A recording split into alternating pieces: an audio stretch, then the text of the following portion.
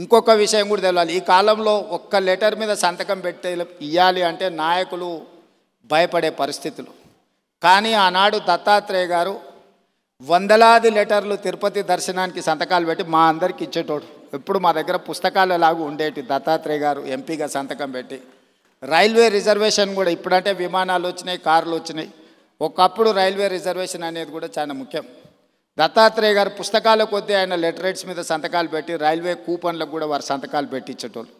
అదేవిధంగా ఒకప్పుడు టెలిఫోన్ కనెక్షన్కి కూడా చాలా విలువ ఉండేది. గ్యాస్ సిలిండర్కి చాలా ప్రాధాన్యత ఉండేది.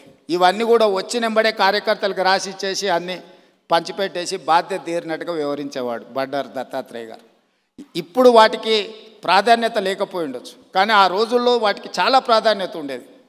కానీ వారు ఏ రోజు కూడా కార్పొరేట్ బిజినెస్ వాళ్ళకి ఇవ్వలే, సామాన్యమైన కార్యకర్తలకు ఇచ్చేటోడు బండారు దత్తాత్రేయ గారు. లిస్టు రాసుకొని మొదటి నుంచే పార్టీలు ఎవరున్నారు, లేకపోతే ఆర్గనైజేషన్లో సంఘంలో కానీ స్వయం సేవక సంఘ కార్యకర్తలు ఎవరైనా మొదటి నుంచే సంఘాన్ని నమ్ముకొని ఉన్నవాళ్ళు ఎవరున్నారు, ఇట్లా ఒక్కరొక్కరిని వారు గుర్తుపెట్టుకొని రాసుకొని వచ్చిన కూపన్లను వాళ్లకు ఇచ్చి పిలిచి ఇచ్చేవాడు.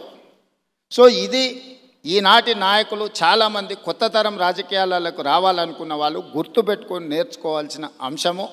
దత్తాత్రేయ గారు ఆదర్శనీయులు. ఇది ముఖస్థుతి కోసమో వేదిక మీద పిలిచిండ్రు కాబట్టి వారిని అభినందించడానికో మాట్లాడుతున్న విషయం కాదు, వారు నికార్సుగా పాటిస్తున్న విషయము. అలాంటిది కొత్త తరం రాజకీయ నాయకులు నేర్చుకోవాలి.